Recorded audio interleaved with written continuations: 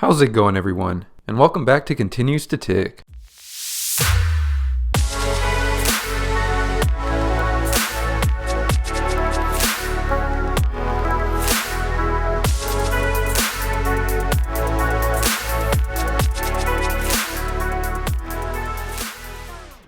Well, welcome to December, if you haven't yet taken the time to notice. After all, I don't believe I've had the chance to really say it either. And we know I can't help myself but point it out. For maybe, just maybe, that one possibility, it helps that one person who maybe really didn't know. Yeah, we're in the last month of the year. But jokes aside, let's all say it together. The countdown begins. As we make our way through the last couple days of the year. Crazy to imagine, right? For me personally, I still feel stuck in 2020 somehow, making this year feel like a blur. This year has gone by so quickly. Well, in hindsight at least, as some parts were challenging. No doubt about that. And well, with time passing, here we are today, going to cover yet again another dividend investing story. One that I personally feel still counts, as you'll soon see. But another story I believe you all will truly enjoy. But before we dive in, I do want to just take the moment to say, I hope we're all able to take the time to just recognize how far this year we've actually come. To realize that just being able to take a breath up until this point of the year is more than enough to be thankful for. Not everyone made it to this point of the year. It's not guaranteed, sadly. In saying this, despite thinking of the future and all our future goals for 2022, I'm sure we've been thinking about them for a while now, myself included. Let's finish this year off right, healthy and safely, and whether good or bad, memories were made, so let's try to finish this right.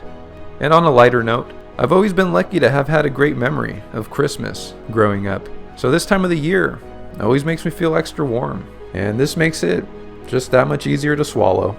Now, as I had mentioned earlier, this next dividend story is yet another great story and example of how wealth may be accomplished in a variety of ways. And maybe these have all been extreme examples, but the one thing that is true of these stories, well, is that they are true. True stories of those that have reached financial success in rather simple but possibly unconventional ways. In prior stories, we've talked about Ronald Reed and Mr. Earl.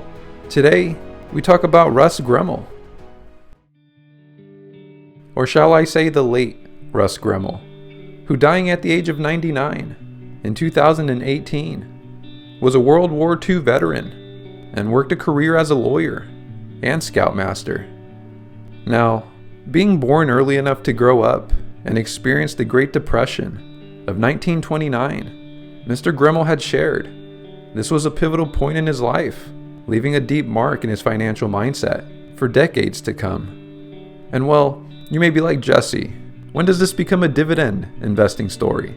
Well, Mr. Gremel bought $1,000 worth of a Dividend Aristocrat stock, one we all know, being Walgreens Boots Alliance, as a young man in his early working career, and let it ride. His rationale is explained to be that people would always need medicine, and women buy makeup. Looking at it today, not a bad prediction it appears. And when I say let it ride, I mean let it ride. 70 plus years. Now that is long-term investing. And because of this dedicated long-term hold, Mr. Gremel's $1,000 buy of Walgreens became over $2 million by the time he planned to sell his shares just a few years ago, and a couple before his eventual passing. And guess what? I'm a simple man was his motto for living frugally. He never shared with others that he had summed such a portfolio size or gave away a hint to those around him of his beefy net worth or amount of money he truly had. It's further said that Gremel cut his standard of living early on in order to retire, early, at the age of 45. And with never marrying or having a family, he was very invested in sharing his wisdom and life knowledge with the kids of the Boy Scouts, doing so as a scoutmaster for a reported 60 years, sharing that this group of people and those he guided were his family. It was also said Mr. Gremel had a true love of nature, if you couldn't tell already by the generous amounts of years serving as a scoutmaster for the Boy Scouts, but also to spreading kindness. And as we know, when most people donate giant amounts of wealth, they typically wait until after they pass away to give back. But not Mr. Gremel.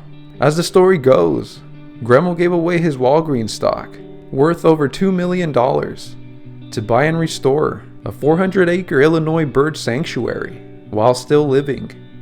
And when asked why, Mr. Gremel expressed, why not give it to them now, when he still had the pleasure and enjoyment of seeing it. And to this day it still stands. Google it and you'll see it. Talk about leaving something behind. And well, what can we learn from this story of Mr. Gremel?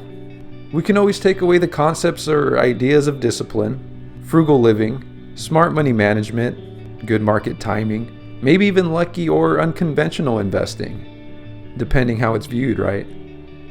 But as my channel name infers, and similarly to Ronald Reed and Mr. Earl's stories, time plays a critical role in all of these outcomes' success. It almost seems like the earlier you start, or the more time you have on your side, the more cushion you have to either make mistakes and survive it, or ability to create a better financial pillow. And I like my pillows fluffy. Don't you?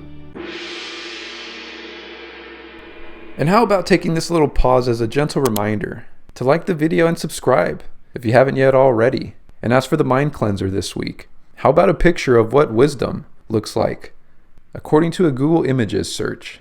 And as for the portfolio review this week, here we are currently in the Jesse's cash flow portfolio. Not a totally terrible outcome for the last week, but enough to make you see and feel a certain way. I mean, just look at the Dow Jones chart here, for example. We go up here, we go down, we go up, we go down. Guess what? Up one more time, down, and up.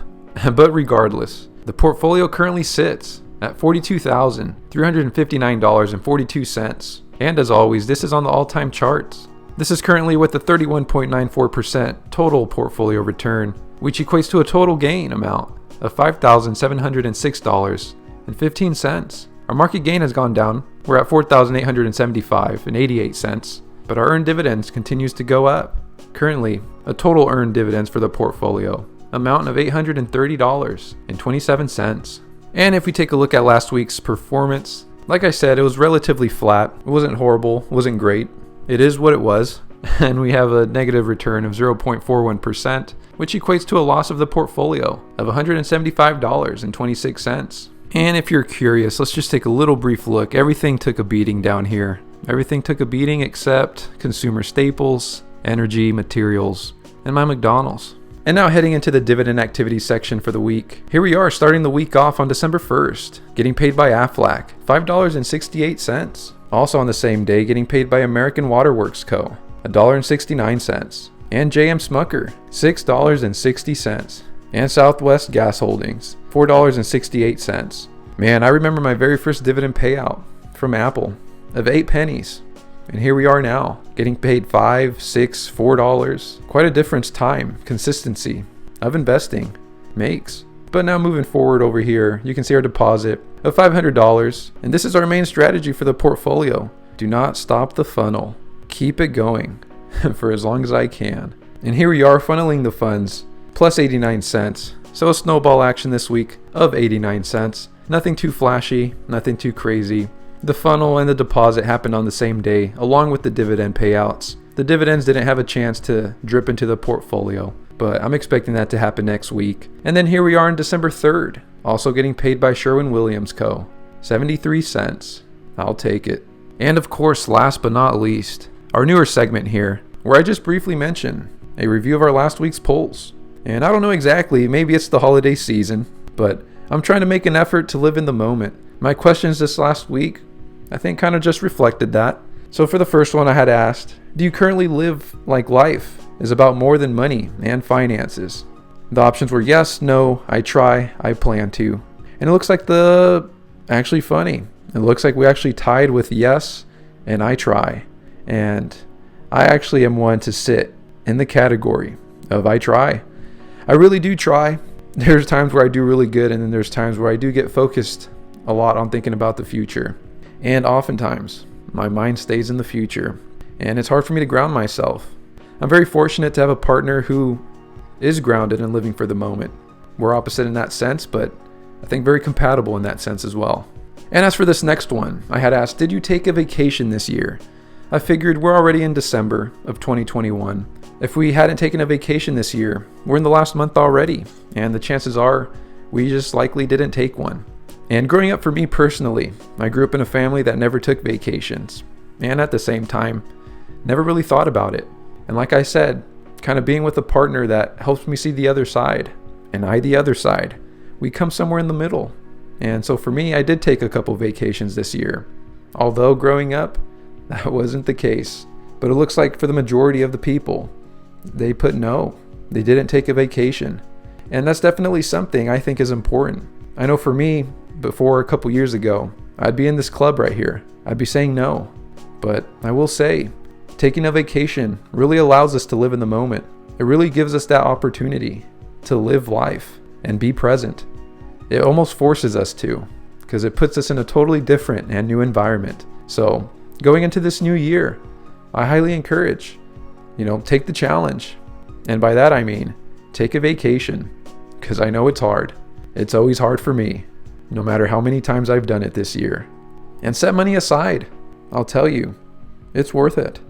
Life tomorrow isn't promised. And that's going to be it for this week's video. Hopefully once again you were able to enjoy another dividend investing story.